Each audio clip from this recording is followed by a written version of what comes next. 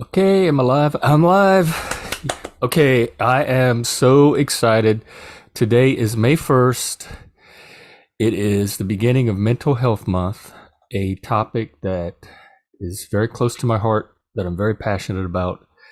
And so, what I decided to do for Mental Health Month for my stream is to do one topic a day related to mental health and to have as many guests on as I can to help me talk about those topics. So today we're going to kick off Mental Health Month with a wonderful, fascinating, fantastic person named Kim who has ADHD and neurodivergence, and we're going to talk about trauma and how it impacts with people with ADHD and how ADHD interacts and impacts trauma. So I'm going to bring her on. Oh, a few announcements. We have our men's group tonight, shortly after this, actually, at 7 p.m. Eastern, 4 p.m. Pacific. I guess that would be 6 p.m. Central Time. So you're invited to that, and you can email me at primalhex@gmail.com, PRIMALHEX, or find me on Twitter under the same name. It's also listed on my YouTube channel. And we'll have other guests later this week lined up. And so let's get started and see what Kim has to say. I'm going to send her a link now and get her on. So Kim did an interview with Trauma Type recently on his YouTube channel, and I'll be talking to him Wednesday morning. So we'll get to expand on these topics. Okay, I just wait on Kim. Very excited.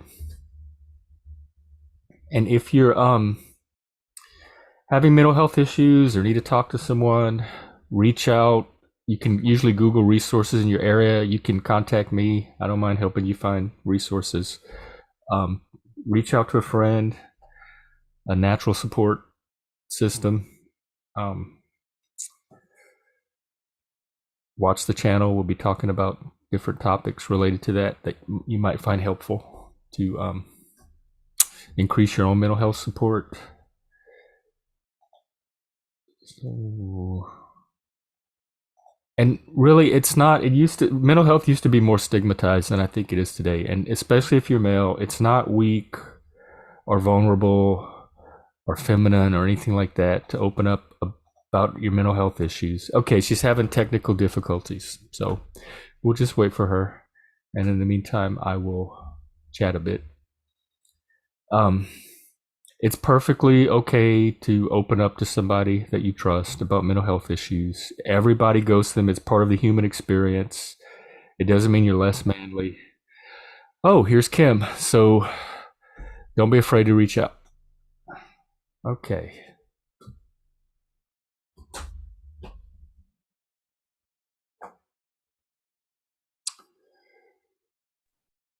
Okay, hold on. Hi. Hey, Kim. I'm so Good. excited. How I'm so are you? excited too. I'm great. Ignore the messy background. Of course, it's Oh, messy. oh yeah, you don't have your lights. Yeah. All right, here we go. I'm just setting up my computer and everything. Make sure. Okay, I think we're good. Okay. For a second, it was showing the link you sent me on my phone, but like not on my computer. It was Oh, really weird. Yeah, it was kind of weird, but it showed up eventually. So let me maximize this. well, Okay. I'm glad you made it. So, Yeah, thank you for having me. I'm honored. oh, me too. I'm honored that you showed up. You're my first guest for Mental Health Month, which starts today.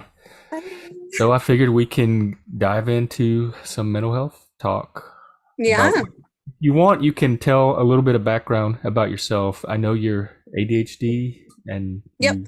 I'm ADHD and I've been talking to my therapist recently and she's like, maybe, big maybe autism, maybe, big maybe. We're not sure yet.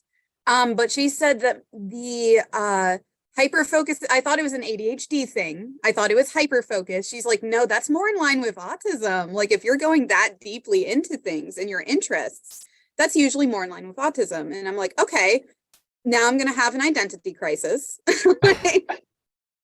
just like real quick on the slide, but but I'm not sure because there are a lot of things like that I identify with, like say for instance, stimming, like I pick at my thumbs, I do this like constantly, near constantly. Um, Probably not the best, but I do it. Um, but I can like read facial expressions fairly well, or at least I thought. But now I'm like having second thoughts, like, do I really? So You might. Like yeah, I like I have that's no what idea. I find these categories so fuzzy because the hyperfocus you're talking about can be a feature of many forms of neuro. It's a feature of giftedness, certainly. Yeah. You have the intellectual overexcitabilities.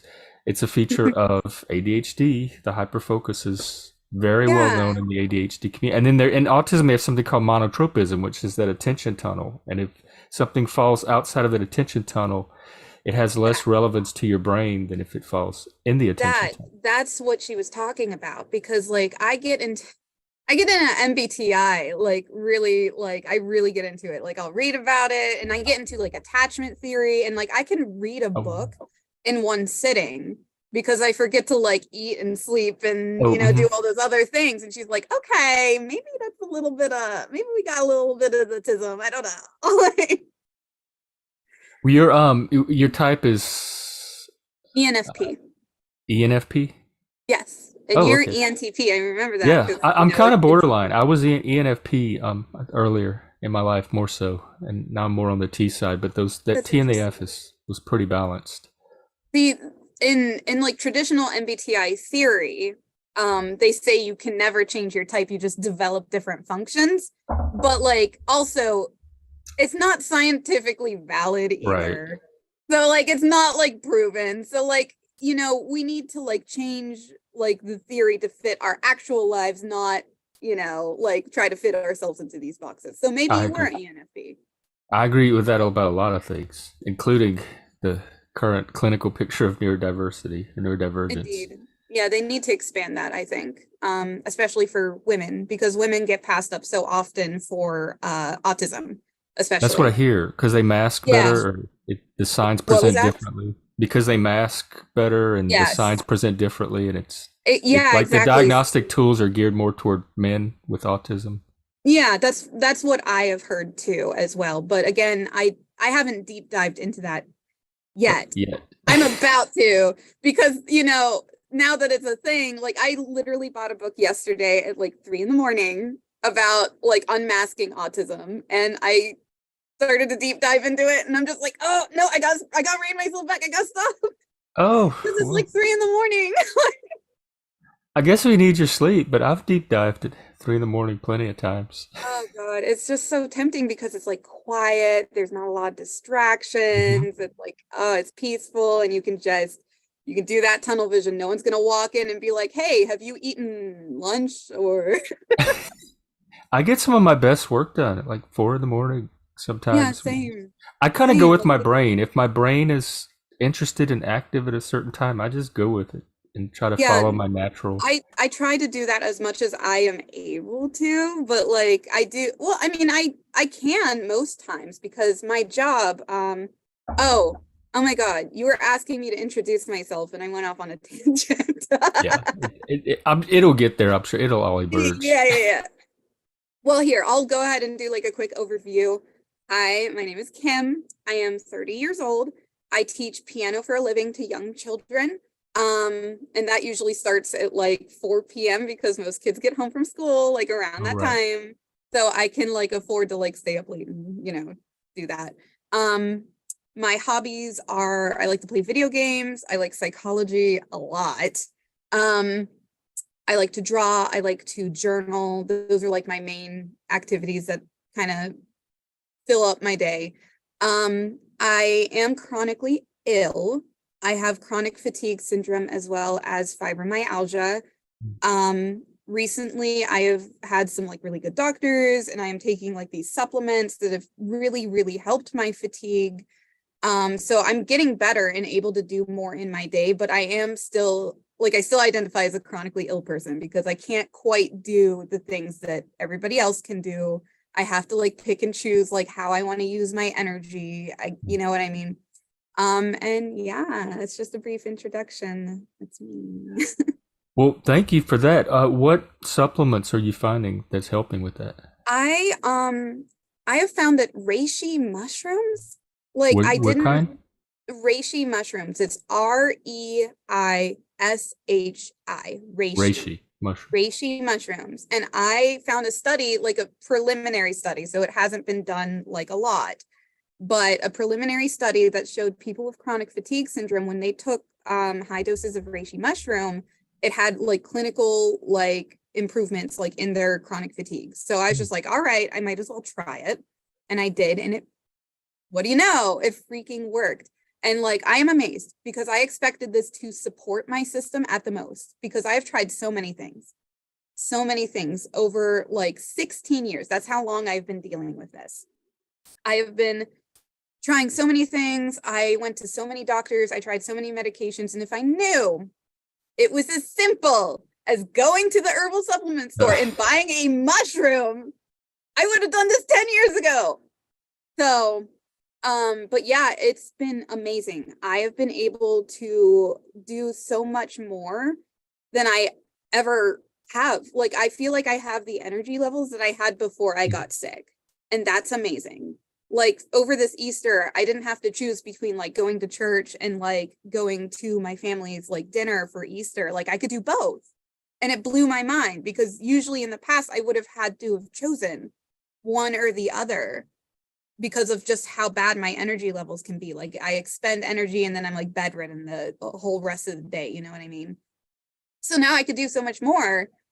And now I don't know what to do with myself because I've gotten into this pattern of like, you know, this way of being that I have always followed for like 16 years to conserve all the energy I have.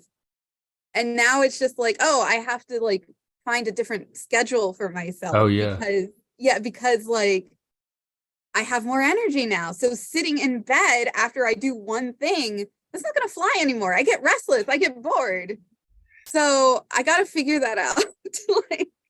like I do like my predictability, which kind Oh, of goes like a in routine. line with, oh my God. Sorry. But yeah, what'd you say? Like a routine. Like a routine. Yeah, like a routine. A little bit of a routine. Yeah. Might be a sign. Who knows? Like they could insurance diagnoses are usually for insurance coding, so they can kind of Yeah. fit people like us into whatever diagnosis they need to get Yeah, paid for that's their true too. services. And I guess there is a part of myself that is afraid that if I am indeed like autistic, people change when they think you're autistic versus when they think you're not. Like people have this idea in their head of what autism is, right?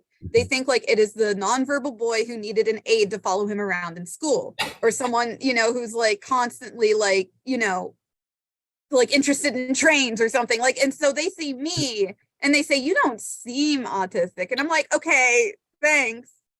Like, I get that too. Do you think the stigma is different or worse than ADHD? Because you're pretty open about your ADHD, right?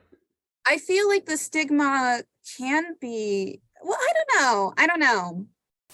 I feel like ADHD has become more like widely accepted and kind of like, oh, this quirky little thing that people Oh, sometimes have, you know, like especially like on TikTok. Like everyone's just like, oh, you know, I got the ADHD, haha. But like they don't realize like how bad it can be. Like I like leave my house keys like in my fridge because I'm just so absent-minded, you know, but is it worse? I don't know. I genuinely don't know. I think maybe a little bit just because people, I don't know. No, that's a good question. like That's the a genuine, stigma around it. yeah, I don't know. I just, people like look at someone with autism and then they start to like treat them like a baby, or you know what I mean? Or treat them The like, infantilization, yes. yes, it's real. It's real. Like I've Yes. seen it I get it all the happen. time. Yeah, because I have a brother who has autism, you know, for sure. Like it's been diagnosed since he was like a little kid. Like they caught it super early, right? And I see the way people treat him sometimes, and I'm just, it makes me upset because I know my brother is an intelligent, like Mhm. bright young man, and he's like the most loving, like gentle soul I've ever met. And people just sometimes treat him really crappy. Like they think like, and I don't like that. I'm not a fan of it. So there's a part of me that's afraid that if I am autistic, people are going to treat me that way. But I would rather know. And I would rather have that label so I can like get the correct accommodations for myself if it is indeed what I am, than not. Like I don't care how people treat me. They can treat me however they want. That's their business. Hmm. But if they treat me in a certain way, like I can choose to walk away from that now that I'm an adult. So Yep.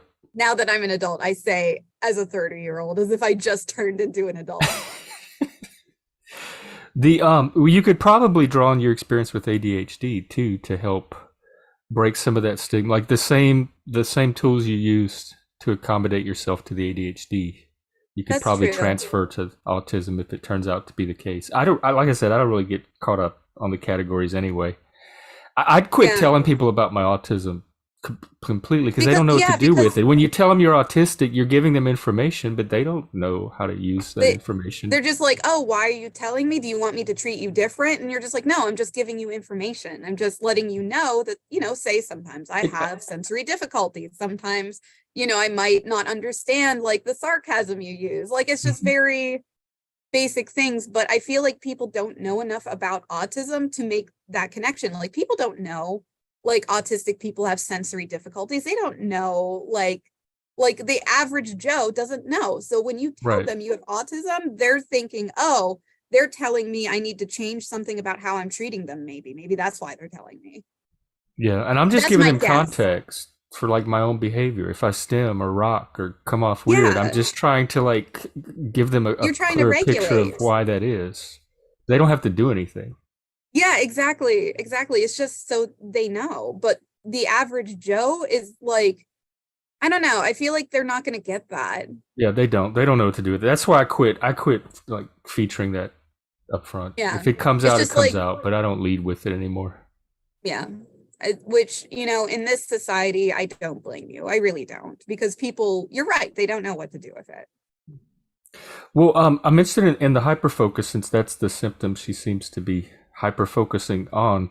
Whether you're autistic or because of ADHD or giftedness or whatever, what is she treating it as a problem or what is she proposing Well, to? here's the thing. We like kind of covered this like at the very end of our last session. So we didn't really kind of get into it. She just kind of was like, oh, that could be a sign. And then end of session, right? So we Oh, haven't really gotten into that. So like I'm waiting to see next session to see like I might go up to her, I'll be like, is this a sign of autism? Is this a sign of autism? Just like come at her because like I have like suspicions, but I'm not sure if it is or not. And like, I feel like if I am autistic, it's like I've been masking for so long. I don't know if it's like an actual thing, like that's like automatic for me, or if it's just like it was a learned behavior and it became automatic. Like, mhm. it's so hard to tell, especially because they say like generally girls like are better at masking for some That's what I reason. hear. Yeah. And I can't help but wonder if that's just because of the cultural expectation placed on girls to be like nurturing, empathetic, like, you know what I mean? I always thought that was innate, like when we were doing that, because they just had this innate instinct. Because I know plenty of women that were not nurturing too. Do Yeah. you feel like if you are masking, do you feel like you're conscious of it, or is it just something that?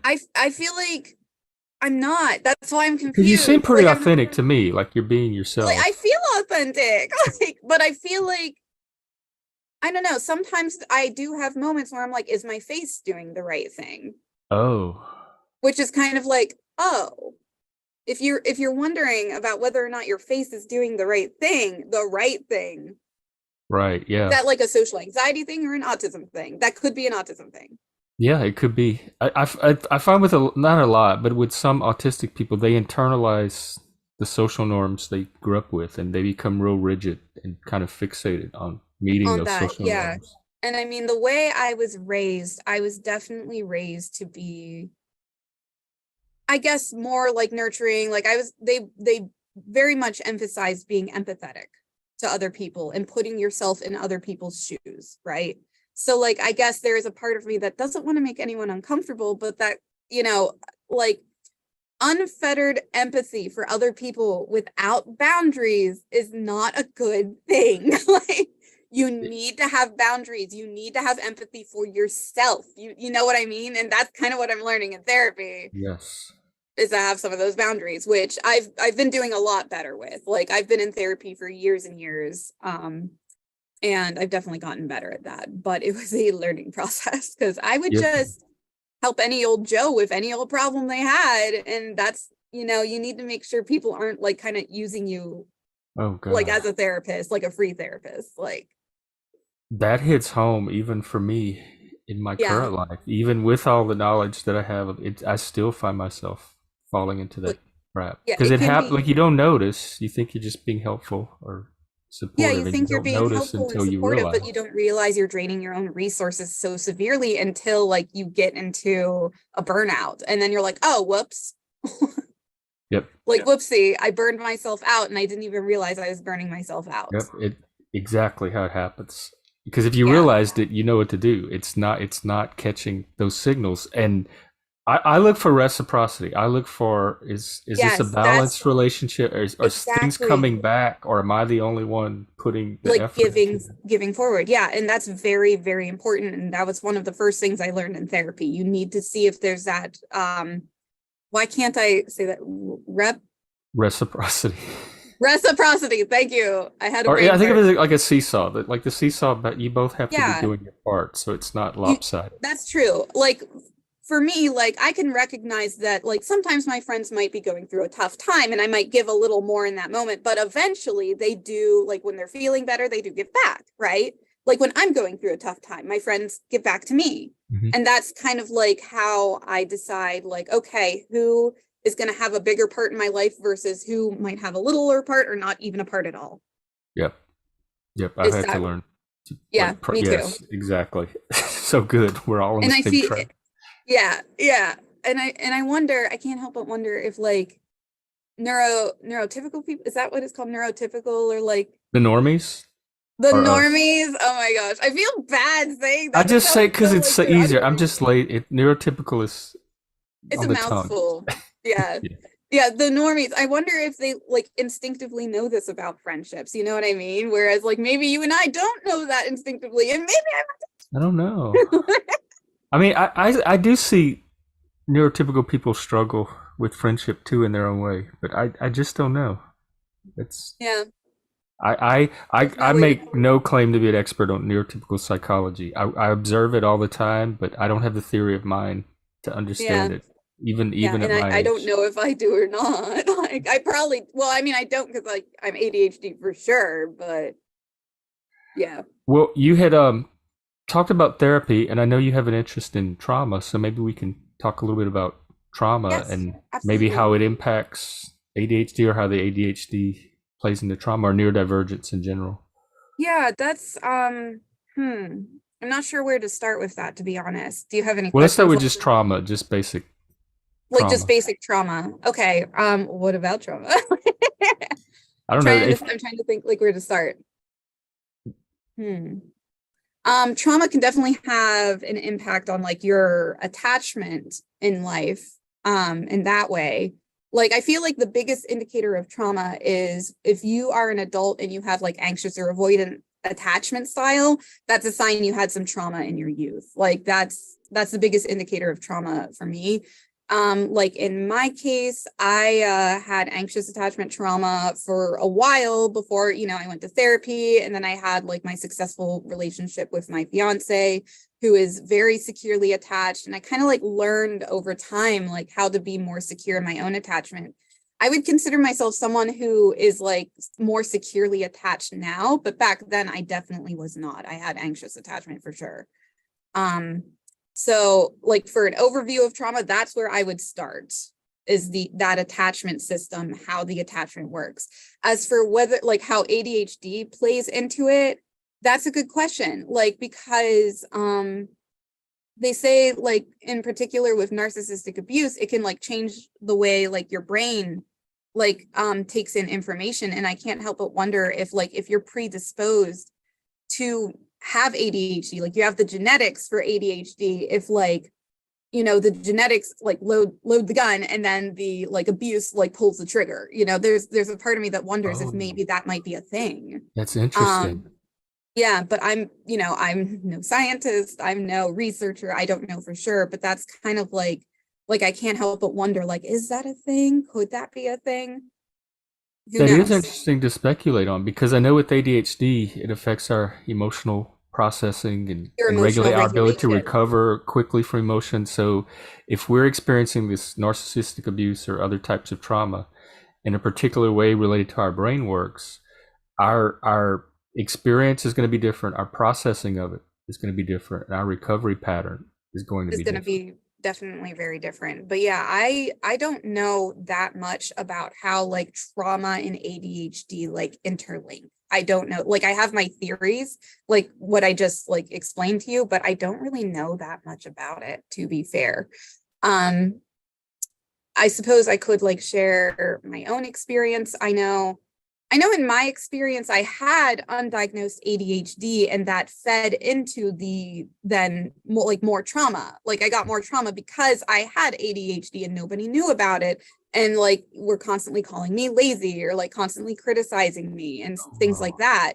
So it kind of like compounded, but like as for like whether or not the ADHD like happened because of the trauma, like the trauma, like, like loaded the gun and then shot the bullet. Like, I don't know if that's how it like worked for me or if I was already ADHD just because of the genetics.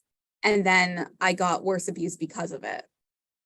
were you diagnosed in school like at an early I was age? not. Nobody caught it in me because remember how I told you that I'm like chronically ill? That happened when I was in high school. Like the onset of the chronic fatigue syndrome and fibromyalgia happened when I was like 13 or 14 years old.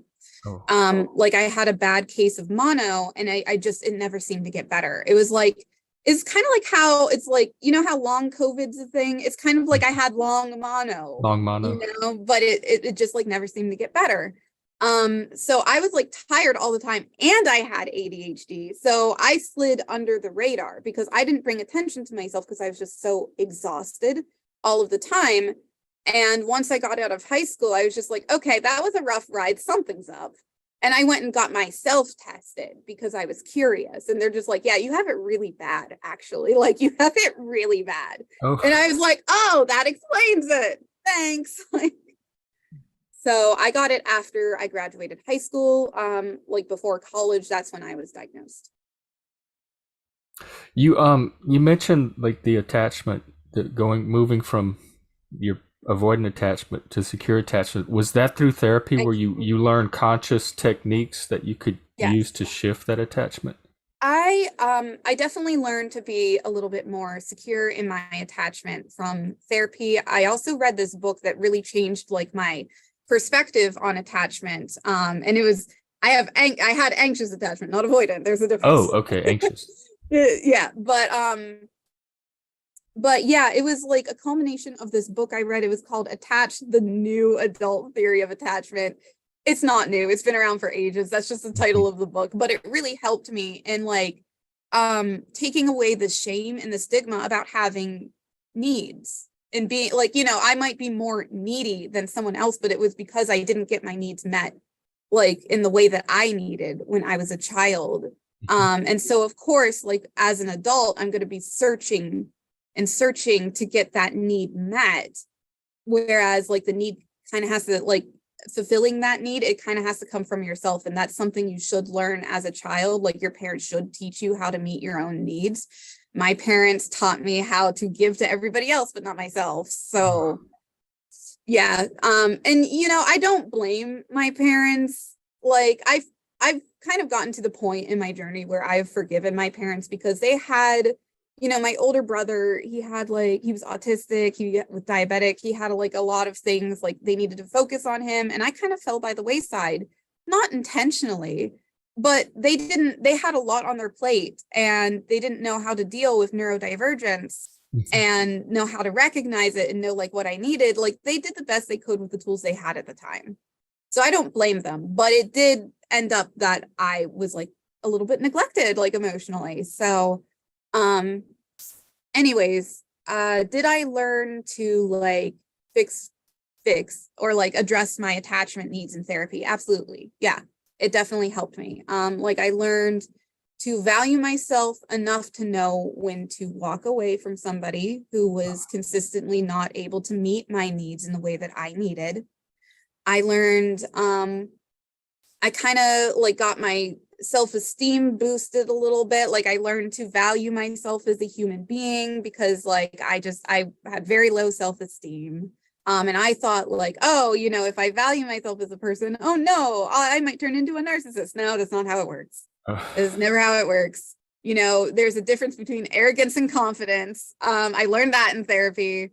Like it's okay to like value yourself as a person. Like that's actually kind of expected. Like, so yeah, I absolutely like learned things in therapy, and I would recommend it to anybody who has like an avoidant, an anxious, whatever attachment style. I would definitely highly recommend it. You know, see a trauma therapist is what I would recommend, because you got to have trauma informed therapy if you have trauma. Like Yes.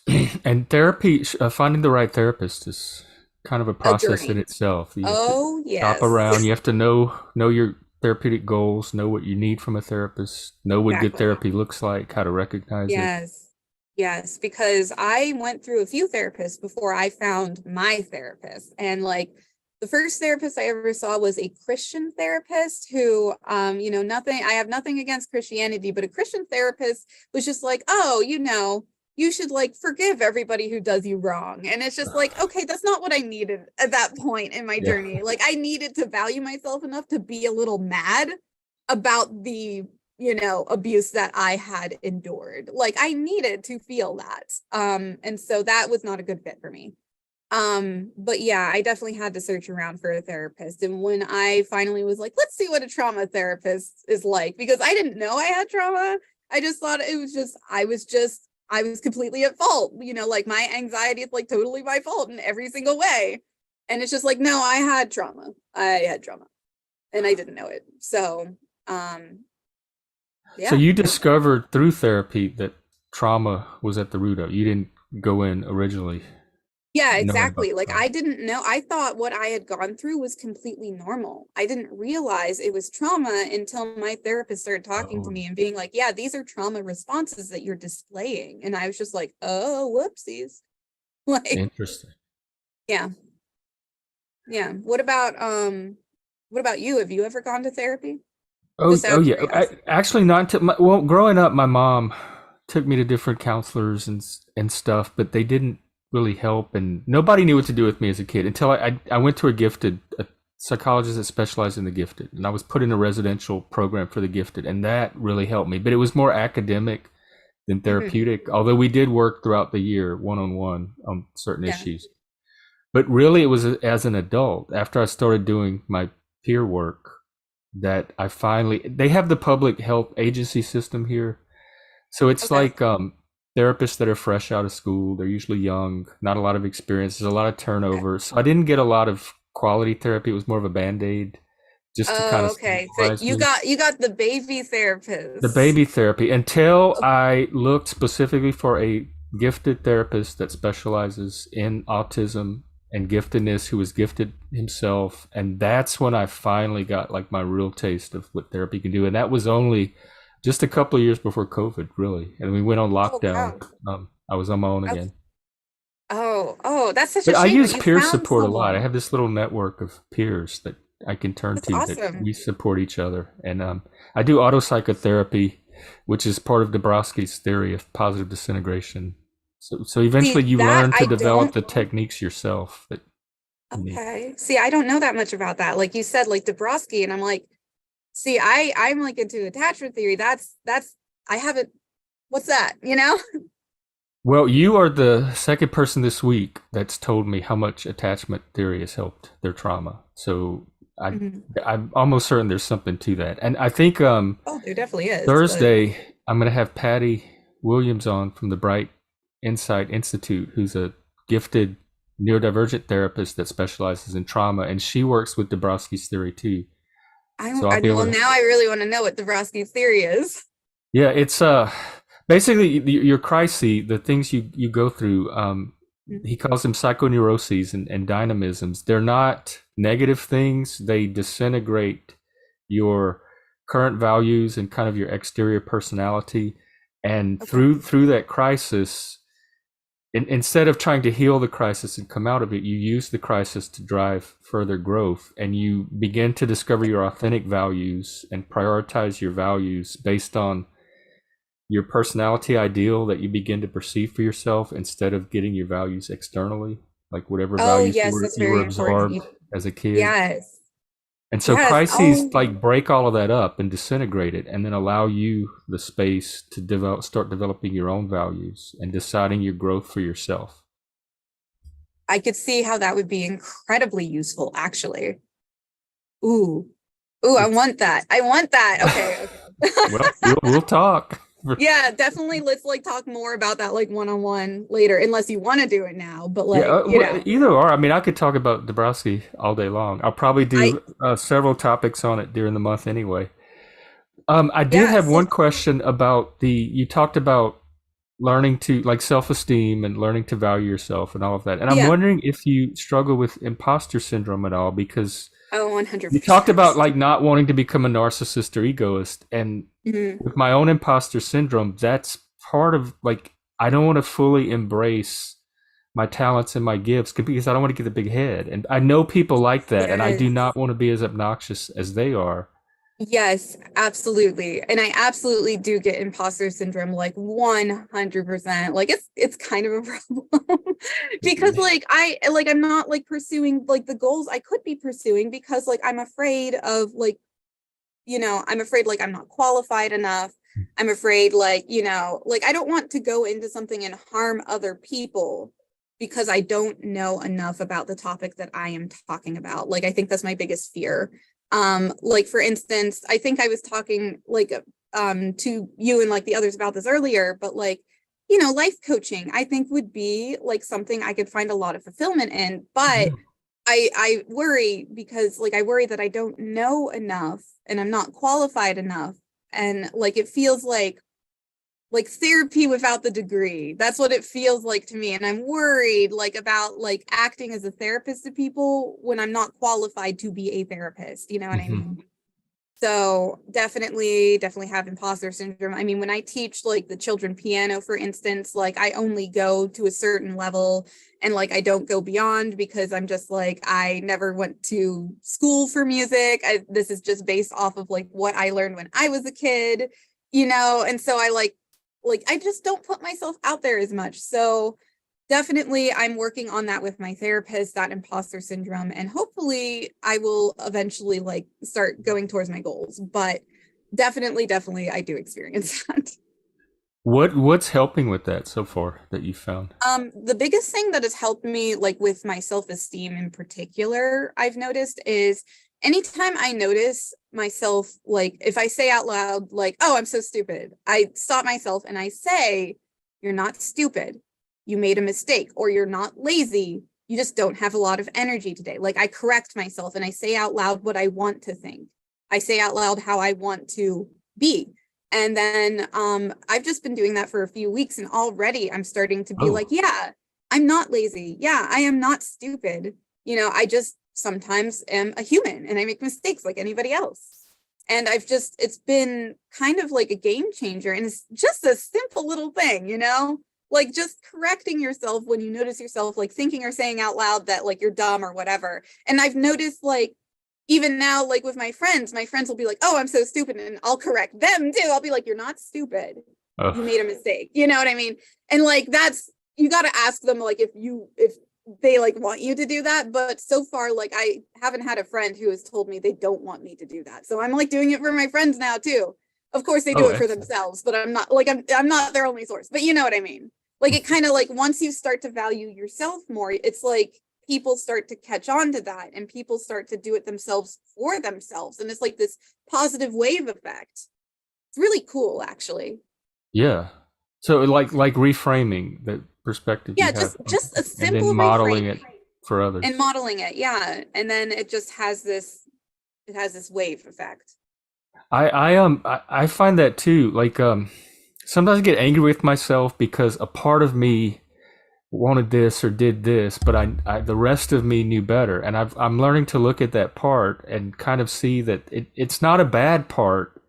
I No, like that part of me. It's just yeah, showing up at the wrong time or out of context. And so it helps me to be more like self-compassionate and not yeah, so like I don't kick myself so hard anymore when the little parts of me kind of want to do things different than the rest of me. I learned to see where the part's coming from, and usually its motive is benign.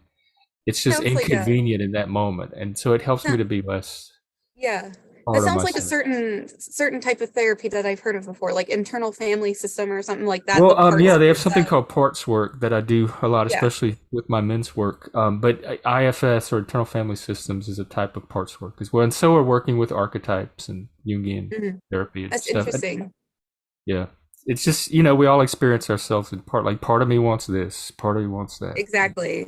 Yeah, exactly. I've heard of that and I've kind of been interested in it myself to see like what would come of that. So I might talk to my therapist about that. I'm like, do you have experience with this? Do you know about this? And see what she has to say.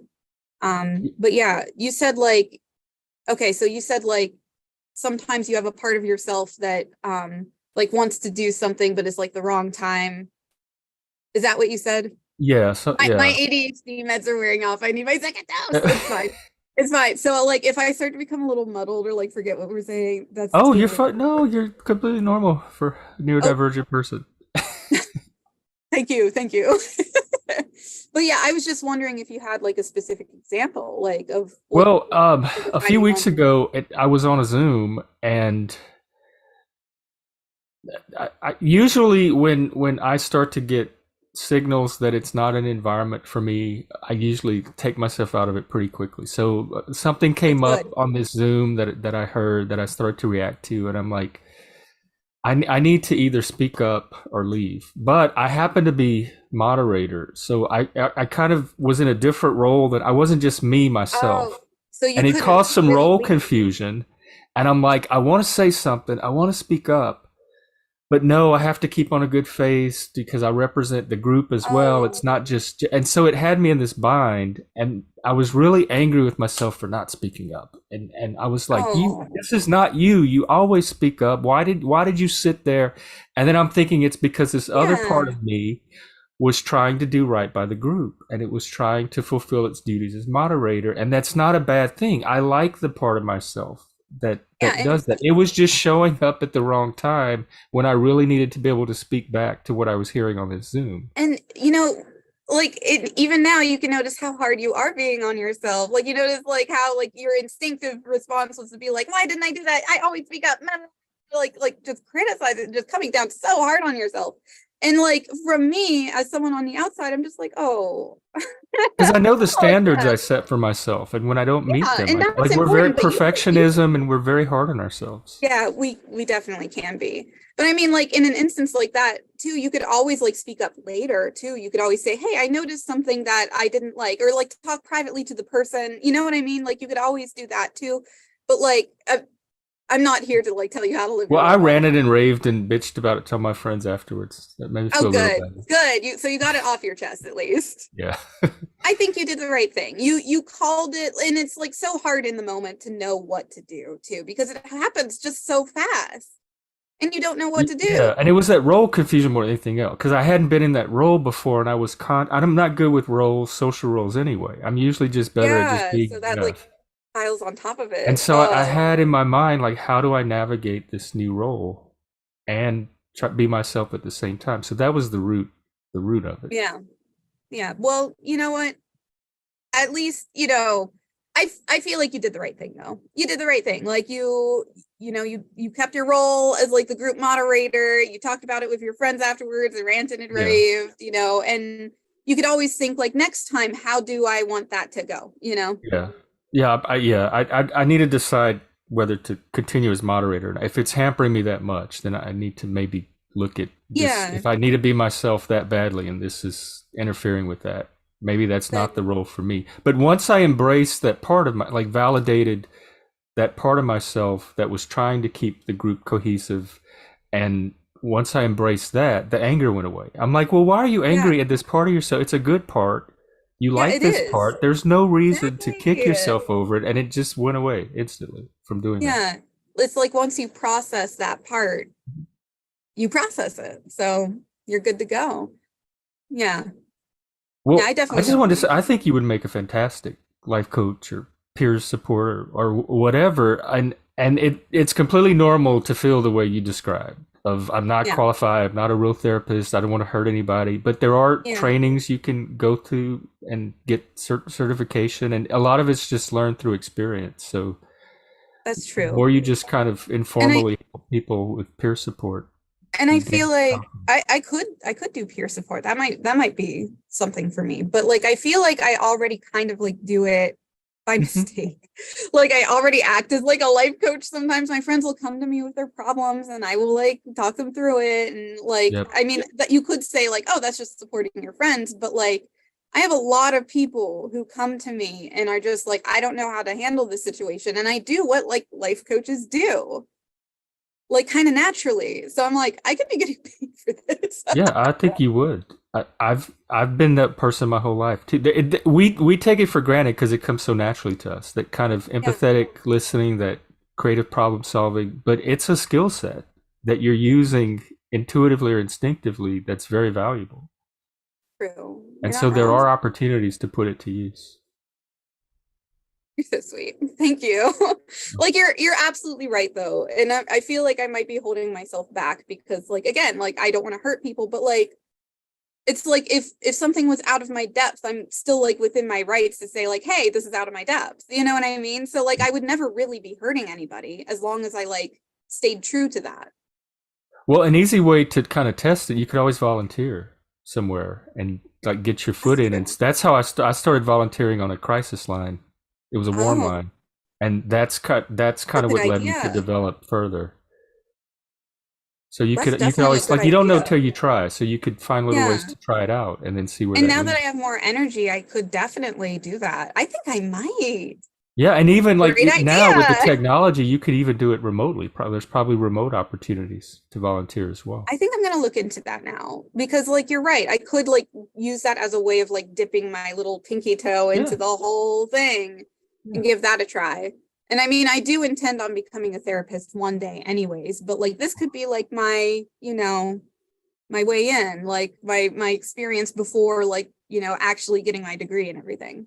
Yep, Yeah, absolutely. definitely.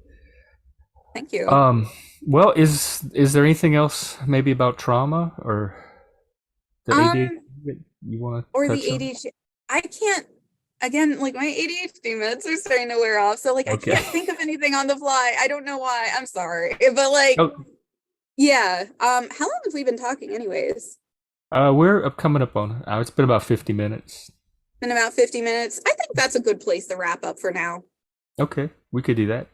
Yeah, but thank you for having me on. I Thank you appreciate for it coming so on. much. This was great. You're my first guest for Mental Health Month, so I think it's off to a good start.